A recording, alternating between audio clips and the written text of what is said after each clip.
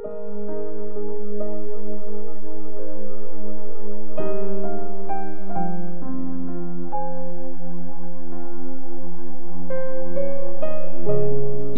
chapter 40.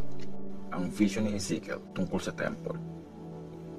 Pang 10 araw nun ng bagong taon, pang 25 na taon mula nung ipatapon kami, at pang 40 na taon pagkatapos masakop ang Jerusalem.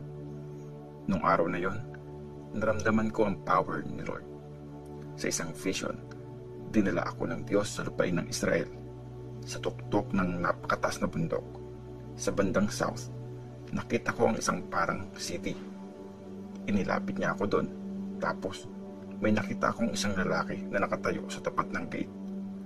Kumikinang siya na parang bronze at may hawak siyang panukat na gawa sa linen at isang panukat na kahoy. Sinabi niya sa akin, "Tao, makinig kang mabuti.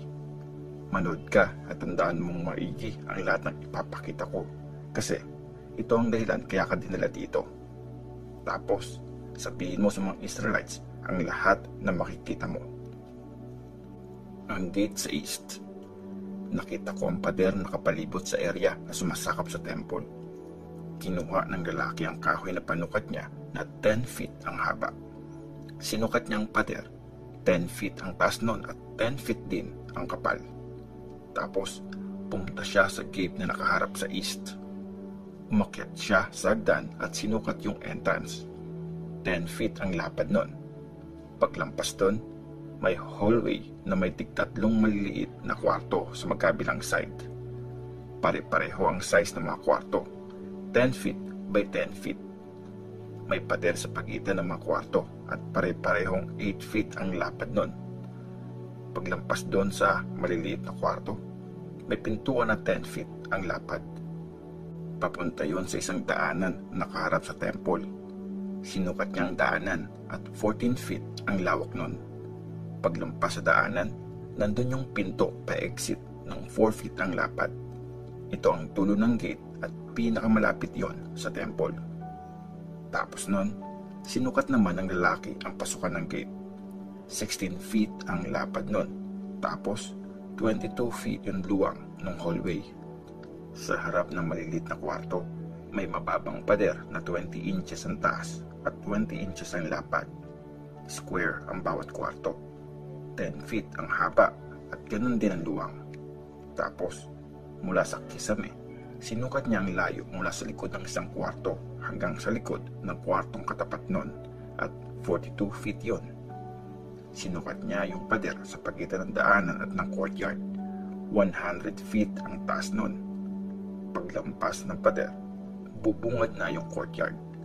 Ang total na haba ng gate mula sa labas ng pader hanggang sa pinakadulo ng huling kwarto ay 84 feet. May maliliit na bintana sa palibot ng gate, sa mga kwarto, pati sa mga pader sa pagitan ng mga kwarto at sa mga pader sa paligid ng daanan. Meron ding mga palm tree na nakaukit sa mga pader ng hallway. Ang outer courtyard. Tapos, dinala ako ng lalaki sa outer courtyard. May nakita akong 30 na kwarto sa palibot nun. Sa harap ng mga kwarto, may part na pwedeng lakaran. Gawa yon sa pinagdikit-dikit ng mga bato. At paikot din yon sa courtyard. Abot hanggang sa gilid ng mga gate yung lakaran na yon at kapantay nun yung haba ng mga gate. Mas mababa yung lupa sa outer courtyard kesa sa courtyard sa loob. Nakita ko na may mga gate din na papasok sa inner courtyard. Sinukat ng lalaki yung pagitan ng gate na nasa labas at nung gate na papasok sa inner courtyard at 168 feet yon. Ang gate sa north. Tapos, sinukat din ng lalaki yung gate sa north na nasa outer courtyard. Sa gate na ito, meron ding 3 malilit na kwarto sa bawat side ng hallway. May mga pader sa pagitan ng mga kwarto at daanan. Pareho ang sukat ng mga ito dun sa mga kwarto sa unang gate. Ang total na haba ng gate ay 84 feet at ang luwang ay 42 feet. Kagaya ng sa gate sa east, yung sukat ng daanan, mga bintana, pati yung mga design na palm tree. May hagdan doon na may 7 steps papunta sa gate at nakaharap yung daanan sa outer courtyard. May katapat din yon na gate na papasok sa inner courtyard, kagaya ng gate sa east. Sinukat ng lalaki ang layo sa pagitan ng dalawang gate. 168 feet yon. Ang gate sa south. Tapos, dinala ako ng lalaki sa bandang south at nakita ko doon ang isa pang gate. Sinukat niya ang mga pader sa loob, pati yung daanan, at katulad yon ng ibang gate. May mga bintana sa palibot nun, kagaya sa iba. Ang total na haba ng gate ay 84 feet at ang luwang ay 42 feet. Meron itong hagdan na may 7 steps at nasa dulo ang daanan na nakaharap sa courtyard. May design din na palm tree yung mga pader sa magkabilang side ng hallway. May daanan din doon papasok sa inner courtyard. Sinukat ng lalaki ang distansya ng gate sa katapat na gate at 168 feet yon. Ang mga gate sa inner courtyard. Tapos, tinala ko ng lalaki sa inner courtyard. Dumaan kami sa gate sa south. Sinukat niya yung gate na yon at kasukat din yon nung iba. Meron din yung maliliit na kwarto, daanan at mga pader sa loob. Pareho din ang sukat nun doon sa mga nasa ibang gate. May mga bintana rin sa palibot nun, pati sa daanan.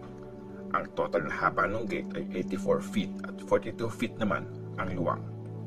Nakaharap ang daanan nun sa outer courtyard at may mga palm tree na nakaukit sa mga pader ng hallway. May hagdan na may 8 steps paakyat sa gate na ito. Tapos, dinala ako ng lalaki sa inner courtyard sa gate sa east. Sinukat niya ang gate at kasukat din yon nung iba. Yung maliliit na kwarto, yung daanan at yung pader sa loob ay kapareho rin ng size sa ibang gate. May mga bintana rin sa palibot nun, pati sa daanan. Ang total na haba ng gate ay 84 feet at 42 feet naman ang luwang. Nakaharap ang daanan sa outer courtyard at may mga palm tree na nakaukit sa mga pader ng hallway. May hagdan din paakyat sa gate na ito at 8 yung steps nun. Tapos, dinala ako ng lalaki sa gate sa north. Sinukat niya yon at pareho ang sukat nun sa iba.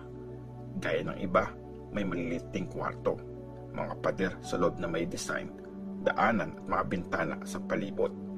Ang total na haba nun ay 84 feet at 42 feet ang luwang. Nakaharap ang daanan sa outer courtyard at may mga palm tree na nakaukit sa mga pader ng hallway. May hagdan na may 8 steps paakyat sa gate na ito. Ang mga kwarto malapit sa gate sa north. Sa outer courtyard, may kwarto sa tabi ng daanan ng gate. Doon hinuhugasan ng mga hayop na susunugin bilang sacrifice. May 4 na mesa sa daanan na yon, tig-2 sa magkabilang side. Sa mga mesang yon, kinakatay ang mga hayop na iaalay bilang offering na susunugin. Offering para sa kasalanan at offering na pambayad sa kasalanan. Sa labas ng daanan, sa entrance ng gate sa north, may tig-2 ding mesa sa magkabilang side. Bale, 8 mesa lahat yung pinagkakatayan ng mga hayop na isa-sacrifice. 4 sa daanan at 4 sa courtyard. Gawa sa tinapyas na bato ang 4 na mesa na para sa mga handog na susunugin. 20 inches yung height nun at 30 inches yung lapad at haba. Doon din sa mesang yon nilalagay ang lahat ng pangkatay ng mga hayop na i-offer. Sa gilid ng mga mesa, may mga hook na 3 inches ang size. Nilalagay sa mga mesang yun ang lahat ng karneng isa-sacrifice. Tapos, dinala niya ako sa inner court. May nakita akong 2 kwarto. Yung isa nakaharap sa south, yung isa naman sa north. Sinabi sa akin ng lalaki na ang kwarto nakaharap sa south ay para sa mga priest na nagsiserve sa temple. Yung kwarto naman na nakaharap sa north para sa mga priest na in charge sa altar. Galing sila sa angkan ni Zadok at sa lahat ng Levites. Sila lang ang pwedeng lumapit sa presensya ni Lord para mag-serve sa kanya. Ang inner courtyard at ang temple. Sinukat ng lalaki ang inner courtyard. 168 feet ang haba at luwang nun. Nakita ko ang isang altar sa harap ng temple. Tapos, dinala niya ako sa daanan ng temple. Sinukat niya ang entrance noon. 9 feet ang taas, 24 feet ang luwang, at 5 feet ang lapad ng pader sa magkabilang side. Ang haba ng daanan ay 34 feet at 20 feet ang luwang, at aakyat na hagdan para makapunta doon. Meron ding 2 poste sa daanan, tig-isa sa bawat side ng entrance. Ezekiel chapter 41. Tapos nun, dinala ako ng lalaki sa holy place. Sinukat niya yung entrance. 10 feet ang kapal ng hamba, 18 feet ang luwang ng mismong daanan, at 8 feet naman ang pader sa magkabilang side. Sinukat niya yung mismong kwarto. 68 feet ang haba at 34 feet ang luwang. Sunod, pumunta siya sa pinakaloob na kwarto at sinukat niya ang entrance nun. 10 feet ang luwang nun, 3 feet ang kapal ng hamba, at 12 feet ang lapad ng mga pader sa magkabilang side. Sinukat niya ang kwarto at 34 feet by 34 feet yon. Ito yung dulo ng holy place. Tapos, sinabi sa akin, ito ang most holy place. Ang mga bodega ng temple. Sinukat ng lalaki ang pader ng temple at 10 feet ang kapal nun. Sa tabi ng pader na yon, sa palibot ng temple, may mga bodega na tig 7 feet ang luwang. 3 floor ang mga bodegang ito at may tig 30 na kwarto sa bawat floor. May mga horizontal na poste sa palibot ng pader para suportahan ang mga bodega at hindi yun maging pabigat sa pader ng temple. Paluwang yung bodega habang pataas ang floor, kaya numinipis yung mga horizontal na poste sa palibot ng temple. May paikot na hagdan sa gilid mula first floor papuntang second floor, tapos papuntang third floor. Nakita ko na mas mataas ang pundasyon ng temple. Nasa 10 feet ang taas ng lupa at kalebel yun ng pundasyon ng mga bodega. 8 feet ang kapal ng pader sa labas ng mga bodegang ito. Nakita kong may terrace na 8 feet ang luwang sa gilid ng mga bodega. Nakabukas ang 2 pinto ng bodega sa terrace. Yung isa nasa north, yung isa naman nasa south. Sa pagitan ng terrace at ng mga kwarto ng mga priest, may open space pa na 34 feet ang sukat. Ang building sa west. Sa dulo ng open space sa bandang west ng temple, may building na 150 feet ang haba at 116 feet ang luwang. May padayon sa palibot na 9 feet ang kapal.